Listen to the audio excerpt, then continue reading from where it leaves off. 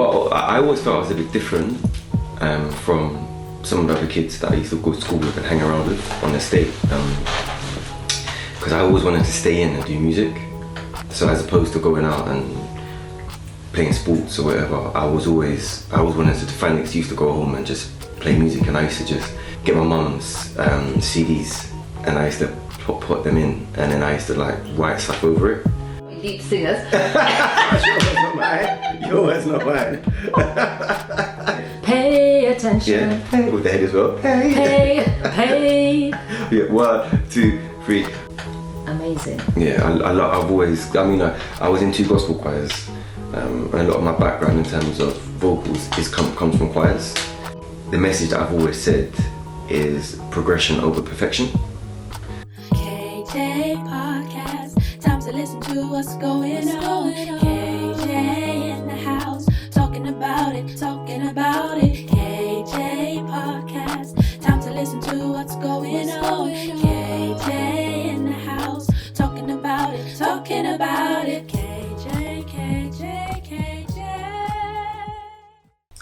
Hello, I am Karen Jones, aka Kaz, and this is the KJ Podcast. My guest today, I've had to make a long list, ta-da, because he's done some amazing things. Firstly, he's toured with the Brit Award winner Lamar, not to mention opened up at the Indigo for the legendary R&B Keith Sweat. He has also sang backing vocals for ITV's X Factor, as well as being one of the finalists in Sky One's Sing a Cappella with the Gold Vocal Collective. But there is more. He's also a mentor and teaches young people to sing beautifully. And on top of that, let me take a breath. On top of that, he's also the choir director for the Stratford East Singers.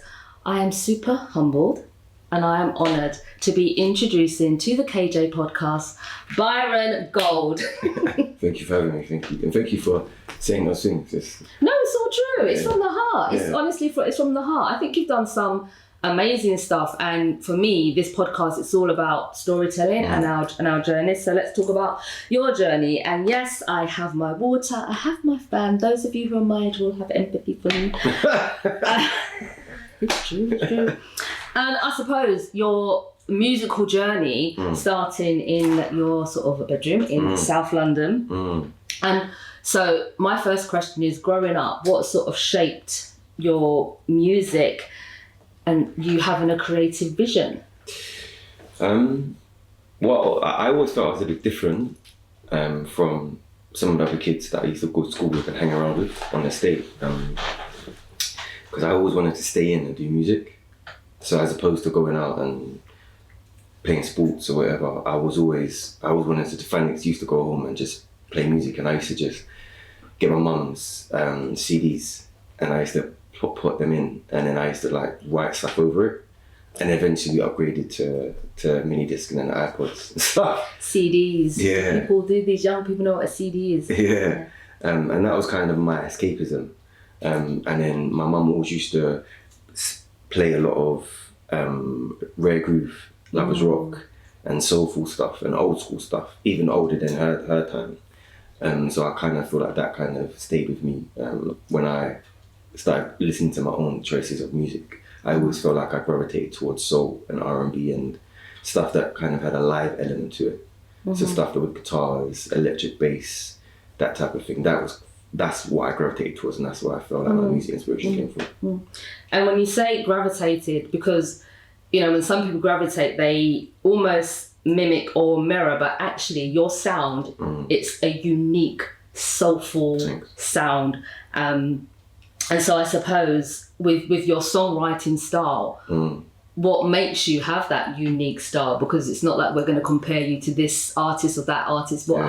You have a unique style. So yes, what makes you have that unique style? It's something that I don't really try to think about, and maybe that's the reason why it's unique, because I'm just doing me. And I guess as well, I like a lot of garage, and I like a lot of up-tempo stuff as well. So I guess that kind of, but then at the heart of what I do, I feel like I always keep things soulful. Yeah. So I feel like that kind of, when you combine all those different things, you kind of come up with something that's a bit more left, a bit more right, and then something that's a bit more in the middle. So I guess that's where my style comes in. And also harmonies. I love the harmonies, and as you know, the choir. I love choirs and directing my choir. So a lot of that also spills into my own music as well, because that's something I just really love and I'm passionate about. Mm-hmm. And yeah, the harmonies, we will get to the harmonies. I'm very excited to get to the harmonies. I suppose, so what are the sort of influences that sort of shaped your music play? I'd say life. Definitely feel like drawing inspiration from British music, but then also American.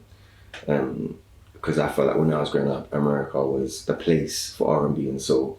But I feel like over the years, we now seeing more artists break through from not just America, but from other countries, but in UK as well, which has always been quite a nice thing to see. And so I feel like it's been both of those elements that have influenced my music and helps me kind of shape it as well. Especially someone like Craig David, who had such an incredible peak. When he was peaking, he had an incredible, like lane of his own that he created, and then he kind of mixed the way he mixed garage and R&B and two-step. Yes. He was like, he was like that master at the time, in my opinion. So I mean, so things like that really. No, I agree. Yeah, definitely, 100%. Yeah, I agree with that. And I suppose you having this sort of creative process, and your music, it tells stories. And whilst you have your own journey in your sort of life journey, there are themes within your music. So what would you say are the themes that you're exploring in your current music? I'd say the thing I'm exploring now is just trying to be myself. Because I feel like when I first started, I was always comparing myself to other artists, and I was always thinking, this song needs to go on this radio station, needs to be here, or it's for an advert, or it's for a film. Whereas now I just feel like I'm creating music because I want to create music, and the people who it needs to reach, it will reach. And if it doesn't, it doesn't. That's where I feel like I'm at now. So I'd say the essence of what I'm doing is just trying to be authentic and trying to be real for myself. I think with that authenticity, there's a confidence of growth and believing in yourself as an artist, that you're putting your music out there, knowing it's also, as well as for your listeners and people, but there's also a narrative in what you want to say in developing your own sort of professional and personal growth. Definitely, 100%. Yeah. And I suppose so with the journey and the narrative in your music, what would be the message? I feel like it goes back to what I was saying before. The message for me would be just keep pushing. I feel like underneath a lot of what I say, even if I don't directly say it, I feel like there's always a message of just keep pushing and just keep being yourself, and eventually whatever your focus is or whatever your objective is, you will reach there. And I feel like that's I feel like that's the heart of a lot of my music. I feel like definitely like there's kind of small nuances towards that. Even in my videos or even in like my live performances, there's always something that I have in there that just says to keep pushing and keep reaching. Because even when I think of my own journey, I feel like it's crazy to know where I am, where I started and where I am now. Especially coming from a family that didn't necessarily have a very rich upbringing or didn't necessarily have any links to music. Most people I know who have kind of who can make a career out of their music, they either had links with their families, as in like uncle was this, or their dad was this, or their mum was this. Whereas I just started from scratch and I kind of built myself up. So I definitely feel like at the heart of what I do, there's always a kind of message to just keep pushing. That's kind of what I feel like my message at heart is. If that makes sense. Yeah, no, definitely. No, definitely, 100%. And I think that leads on to your favourite track, which I'm going to say is definitely my favourite track too. Mine as well. Greatness. For me, I found it truly inspiring. I think it's something that I wish I had years ago to listen to, because it's affirmation for believing in yourself. But we're going to talk about that.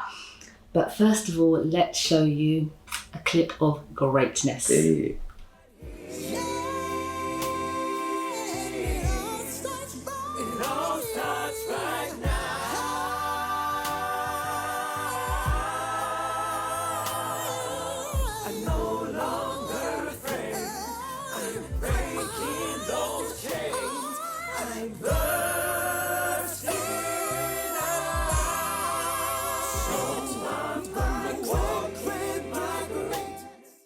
Brilliant, absolutely fantastic. And I think encouraging everybody to watch the whole video. So for me, it would be what inspired that track, the inspiration, because it is truly heartfelt. Thank you. I just felt there's a line in there where I say, I think that's the first line I say. I won't apologise for wanting to give all of me. Honest to God, that really resonated with me. Yeah. Really, particularly as I've got older. Yeah. A powerful line. Yeah, and I felt like that just, as soon as I wrote that, I felt like, okay, I know where this song needs to go.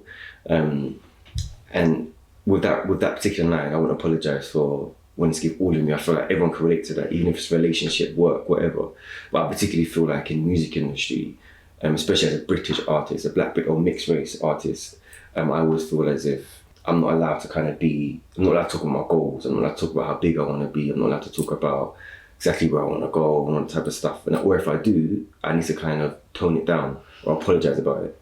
And I just got one time I was like, I'm sick and tired of always having to apologise or going into a meeting and having to, play myself down or tone it down, because like there's always a ceiling on where I can go with my music and where I can go with my career. And that's where greatness came from. It was just about not wanting to apologise, about wanting to be great. And I feel like, especially in the UK, we have this kind of attitude where we're not allowed to want to be the best that we can be, or it's always seen as unhealthy, or it's always seen as arrogant, or it's always seen as too confident, when actually everyone's trying to be the best they can be. And why do we have to apologise about it? Why can't we celebrate that? Why can't we just say, I want to be great, what's the problem? Do you know what I mean? And that's where greatness came from. Yeah, absolutely. And I just think, as I was saying, such an inspiring, a brilliant line to open up with. Yes. And then you have all of these amazing harmonies from the Gold Vocal Collective, which is your elite singers. Yours, not mine. Yes, so that's what Gold Collective. Yeah. And the harmonies are truly amazing. Yeah, I've always, I was in 2 gospel choirs. And a lot of my background in terms of vocals comes from choirs, so that's where the harmonies come from. Like, I love harmony. It's somewhere I can hear songs, and as soon as I hear the chorus again, second time, I can hear the harmonies and hear what needs to kind of be done, in my opinion. And I hear that. I love a harmony. I can't remember where I was, but I was somewhere, a professional venue, and seeing a professional choir, and I didn't hear not one. Oh, was it? I was properly vexed.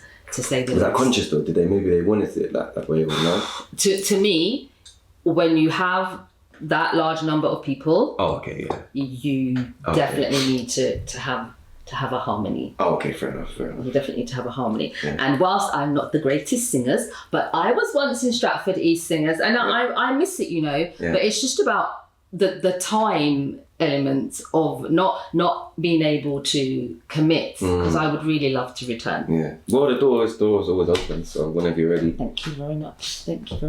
But yes, I would love to do a little harmony here. Yeah. Okay. This is all live. We have not rehearsed this, and I need some water. Some cucumber water. Yeah, so I need some in an alto. You need to come with the harmony. Okay. Whenever you are ready, let's try it. So should we do, so this is one of my warm party with the singers. Okay. You know Sister Act? Yeah. If you wanna be somebody, oh yes, and you wanna go somewhere, you better wake up and pay attention. So we start together, but on pay attention, you go up. So you would be, if you wanna be somebody, and you wanna go somewhere, you better wake up and pay attention. So I'm saying pay attention. Pay attention. Okay. Yes, we start together. So 1, 2, 3.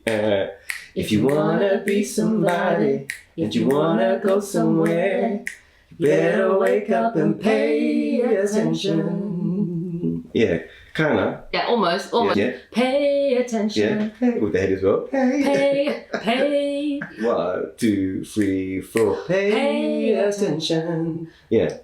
Should we try the whole thing? If you wanna be somebody. You can't sing, so you feel more relaxed. 1, 2, 3. If you wanna be somebody, and you wanna go somewhere, You better wake up and pay attention. Yeah. Yeah, and he's a bit more about Yes, but we're getting there. Exactly, We're getting there. yeah, Bit of- but it's all about having fun. live and direct. Live and direct. Yes, absolutely. Let me go back to my next question. I suppose with going back to greatness and the video, what inspired you for that sort of creative process? Because I love the way how it sort of starts off with this audition, and then you're going into this audition. And yeah, you're not apologising, you are just giving it your all, and then it transitions into you singing with backing singers. Yeah. Tell us, how did that sort of process come about? Well, it's actually the Global Collective that are in the video. But again, it was about the whole process of auditioning. But like when I tell you, I've heard way more no's than I've had yeses. And I've auditioned so many times and just been told no. Sometimes I don't even make it through to the first round or something. So I guess when I thought about greatness and just not apologising for wanting to be the greatest version of you can be, it also means that you're going to fail sometimes, and also means that you might not always hear yes, you're definitely going to hear no, but that doesn't stop you from being great. And I felt like that was like the key message of the video. When we was looking at the direction of the video, you don't see if I made it or not to the audition, because that was irrelevant. The relevance was I made it to the audition, and then regardless of anything, I'm still going to do my thing. I'm still gonna sing. I'm still gonna perform. You know, whether or not I have to build that platform myself or break it down or go to another door. You know, that's what the message was, and that's where the message of greatness came from, and with the video as well. Yeah. The message certainly came across. Okay, so moving on to you are quite into collaborative work. Yeah. And yes, 100%. You know, we've spoken about Lamar, Keith Sweat, and also just working with like the Stratford East Singers and the community. So I want to talk about your collaborative work within the community. And I suppose, how has leading Stratford East Singers and that sort of collaboration with artists like Lamar and Keith Sweat shaped your artistic growth? So how does collaborative work shape what you do as an artist?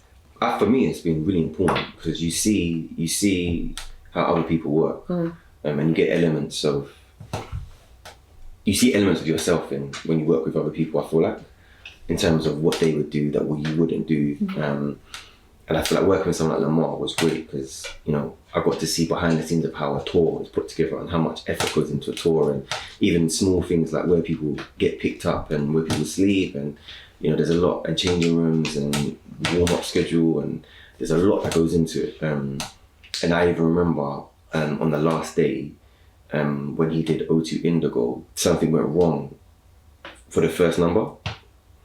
I hope it doesn't mind me saying this, but nobody noticed because the band and him, they were so skilled enough that he did like a pause and everybody just filled it with claps and cheers, and then he signaled something and then they went straight into it, and I was like, wow, that was so amazing. And talk about when we hear the saying, the show must go on no matter what, that was a perfect example for me. So you learn things like that. And then with the community work at Stratford East Singers, I feel like it's important because when I grew up, I didn't really have, like I said, when I was in my childhood, I'd go home, find excuses to go home and do music because nobody around me, or there was nothing nowhere I could do music. It was like music wasn't something you did, it was just something you listened to when you went to other people's houses or on the box or on MTV Base or whatever.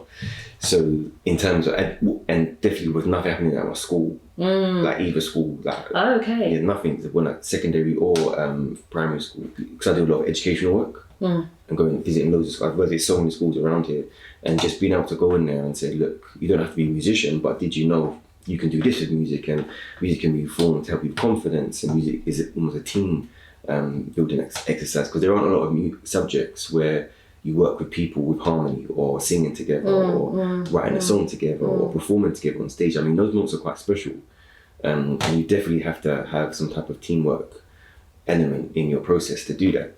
And I feel like that's what you get from music that you might necessarily get from other subjects. You know what I mean?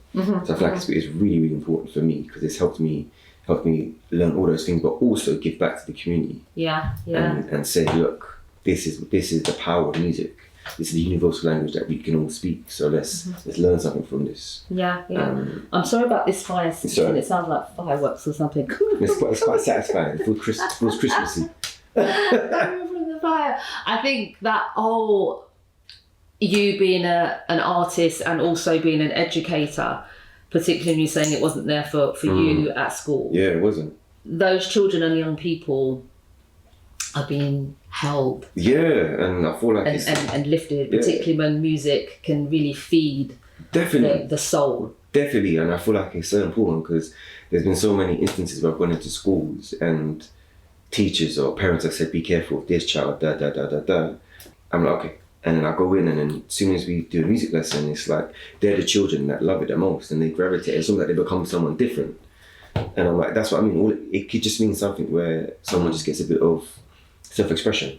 Someone gets a chance to just work with someone. Someone gets a chance just to let something out, their creativity out. And if they're not getting that from other subjects, then music is the place for them to get that. Yeah. Do you know what I mean? And the team building as well. That's really important. Yeah, definitely. And you could be the one person to change that child or young person's life, their future. Yeah, it could be. And I feel like that's what music can do. Because that's what happened to me. Someone changed my life, and that's why I'm here today. Very good. So, speaking about your work, your collaborative work and your work in the community, and you saying giving back, and for me, I think that the children and young people get so much out of what you do. Thanks. I suppose it's what motivates your work with the children and young people, and it'll be what motivates that work?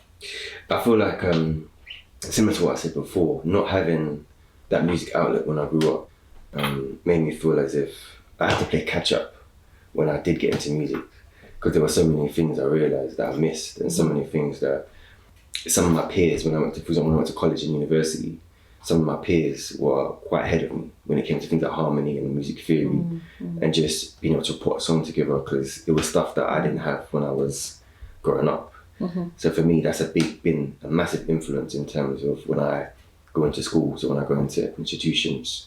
And also it's to give the reassurance that music can be studied and can be an academic subject, and you can earn a good career from it. Yeah, absolutely. And I feel like some people always dismiss music as just a bit of fun or a bit of a, an over interesting hobby. And I feel like now there's lots of different elements that music can come under, and you can make music, you can make money from it, you can make a career out of it, you can make a whole career out of it. Yeah. You know what I mean? Yeah, no, I agree with that. Just as an artist, to make a whole career out of it. I also think that with going back to Stratford East Singers, it's not just about the singing. That's also a community, particularly when I was at your last performance and people stood up and said what it meant to them being part of the choir under your leadership. It just wasn't just about singing for them. It was being part of the community, a family. I mean, that's what it was. It was about creating a safe space where people feel like they can just express themselves without being judged. And also people who necessarily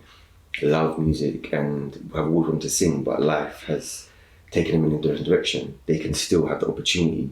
And again, I feel like we always, in the industry, it's always like, oh, well, if you're not on stage, if you're not having a #1 single, if you're not touring the world, if you're not doing this, then what are you doing? And there are other places and there are other ways to make music and perform on stage without having all of those elements. You can still be a performer, and you can still be a singer, you can still be a vocalist, you can still be a songwriter, but you don't have to necessarily be at the forefront and be, selling millions and millions of records to be successful, and to also have that same benefit of performing that you get. And that's what I feel like Stratford East Singers is at the heart of integrity of powerful. it. Absolutely powerful. And as we sort of come into our way, how do you see your music, what does your music look like in contributing to personal and social change?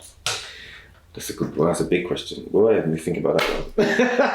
That's a big one.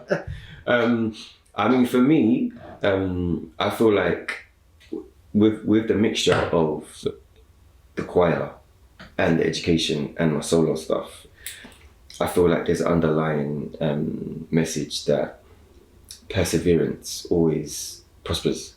And I feel like the message that I've always said is progression over perfection.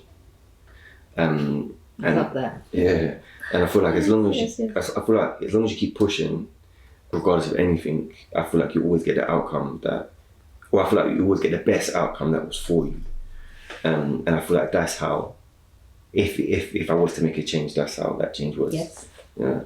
I agree. And I suppose, what would your advice be to young people, particularly since, like Bennu, we have BAM, Bennu Ambassadors for Mind Matters. And what would your advice be for those young people who are wanting to go into the industry? I'd say don't compare yourself to anybody else. Take inspiration, but there's a difference between inspiration and comparing yourself, because I feel like comparison just robs you of your joy and robs you of your success. And I feel like, remember that social media is just a mask. You know, it's not necessarily something that's real. Remember, we live in a real world, and social media is different.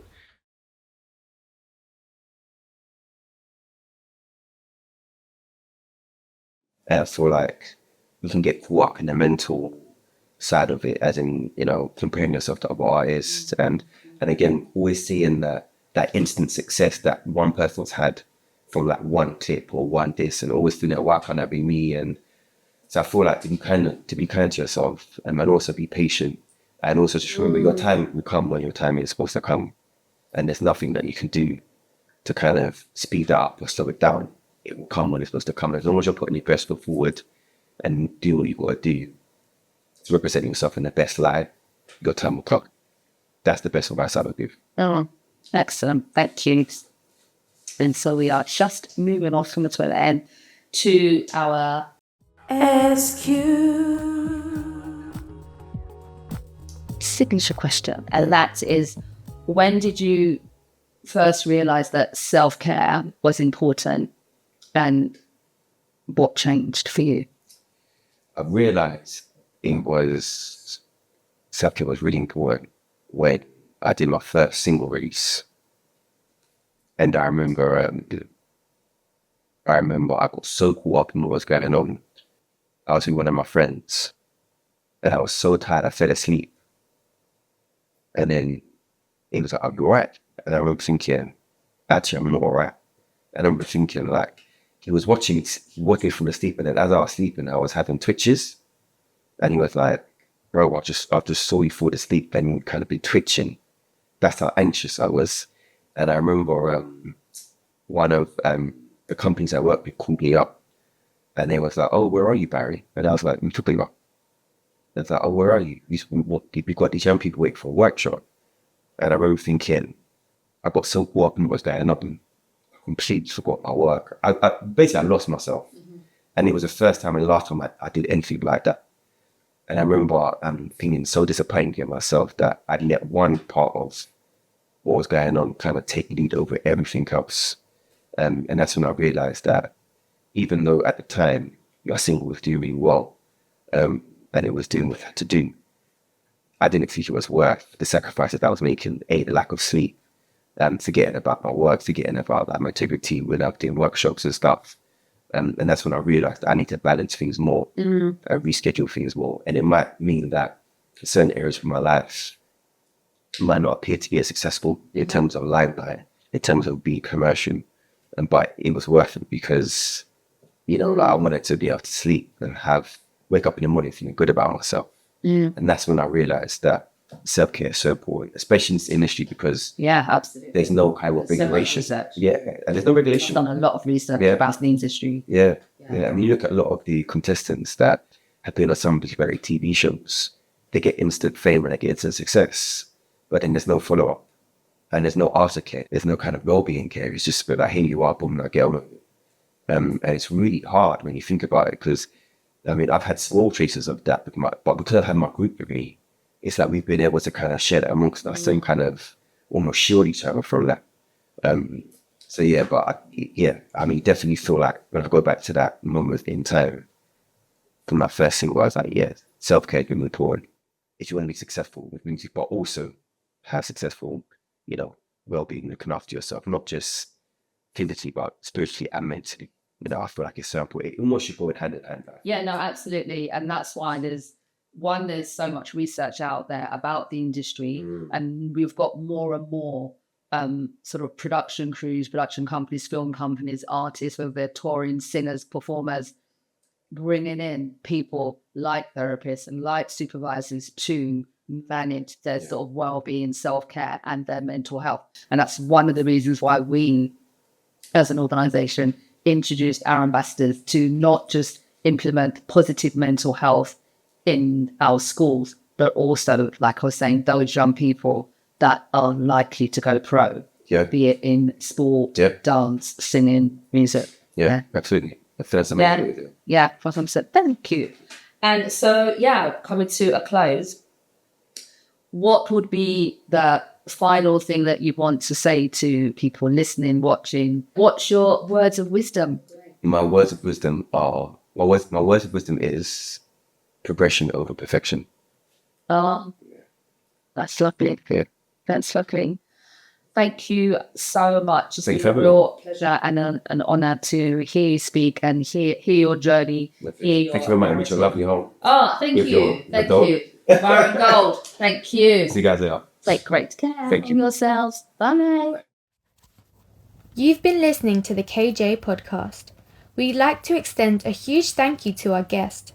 Post-production editing by Chantal Mattis, KJ jingle by Zenya Adunwo, and voiceover by Benu Ambassador.